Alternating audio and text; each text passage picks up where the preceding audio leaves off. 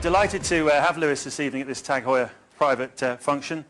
It's his only appearance in London in the week of the British Grand Prix. And we're at the halfway stage in the 2007 World Championship. And I think to say that it's been an extraordinary start would be something of a huge understatement. Lewis is really rewriting the book of what's possible in Formula One. There's no better story in sport than a rookie who wins big. And Lewis is winning about as big as it's possible to be. 8 Grand Prix into the championship. He's finished on the podium in all of them. He's won twice. And as we go into Silverstone this weekend for the British Grand Prix, he's leading the World Championship by 14 points.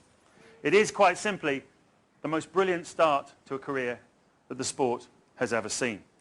There are those who keep out of mischief, and then there are the adventurers. We racing drivers are adventurers. The more difficult something is, the more attraction that comes from it. From the world of men's lifestyle magazines, GQ editor Dylan Jones. From BBC Sport, Gabby Logan. From the kitchen of one of London's top restaurants, Tom Aitken. From behind the drum kit of Pink Floyd, Nick Mason. And the CEO of Tag Heuer, and our host this evening, Jean-Christophe Babin.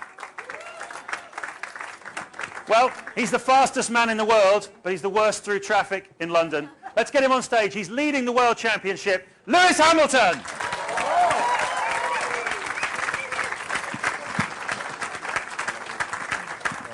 Well, first of all, good evening, everyone. It's been a fantastic journey, obviously, to get to Formula One. And to finally get here and be doing so well in my first season. I mean, to have 8 podiums, it's definitely something I never expected to do. Well, firstly, congratulations on a fantastic start to the season. Thank you. I mean, I think from my point of view and the magazine's point of view, you've totally invigorated the British interest in Formula One. How important is it for you to drive and work for a British team? To be in the British team and have a British driver, I think is great for the fans over here. To finally have another driver that's doing well, it's great for the sport, and you know, obviously the spectators are growing every weekend. And for me, as I said, I'm very, very proud to be a part of the team. Lewis, you're going to be a role model for a generation of young people and a lot of older people as well. And you're going to be an amazing role model. So far, I think you've been exemplary in the way you've carried yourself out compared to a lot of sports people we could all mention. Who was your role model growing up? Well, if I'm honest, I really didn't have too many role models, to be honest. I think in motorsport, I always looked up to Ayrton Senna, mainly because I loved the way he was driving, his style, you know, he was very, very cool on the circuit. And I just loved the way he was dicing in between people, and also he raced for McLaren. Driving, obviously, with the speed that you do is just phenomenal, and keeping it, you know, as cool as you do, I just think it's just, for your age, is amazing. No, I think at my level, when I was coming up, the most important lesson I've always learned is never to give up in anything you do. I think it applies to everything you're into. But for me, never giving up has really helped me come from, even when I had a spin, I would spin out of 6th place, go to last, and I'll still push all the way to the end and sometimes go up to second.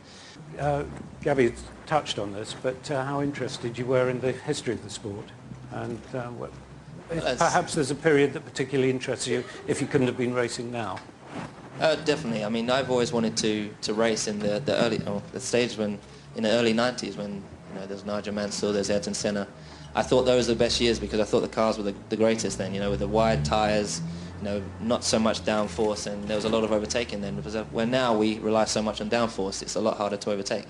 You've been associated with Tag Heuer since now 2003, so it's. I remember the first time I met you. You were not so smaller, but you were already a great guy. Yeah. And what really did you like? I mean, is this probably one of your first relationship with a sponsor? And what did you like in the relationship with Tag Heuer over those 5 years now?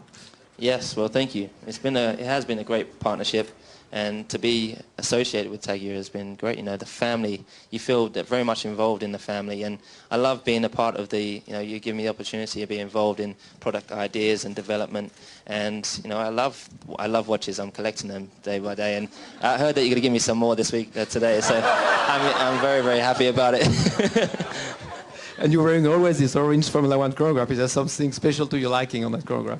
I do. I think, you know, as a young guy, I love all the watches that you have, to be honest. But with this one, I think it's a bit young. It appeals to young people. It's nice and light, sporty. I like the strength of the design. I like the daringness of the color that you have on it. I don't think you see that in many watches. And so yeah, I think it's stylish, it's light, and it's cool. So that's why I wear it. Louis, the only thing I can wish you, well, first I have to thank you for coming. Surely it's better when you drive on track, as you mentioned, than when you drive in town. So I wish you really a great weekend in Silverstone. All of us, I'm sure, will follow the race. Thanks God we don't have to wake up at 3 in the morning, so you can be sure we'll see it. And really we wish we will see you on the podium again and wearing a tag Heuer again visible on the podium. Thank you so much, Louis. Thanks, Jean-Christophe. Thank you very much. Appreciate it.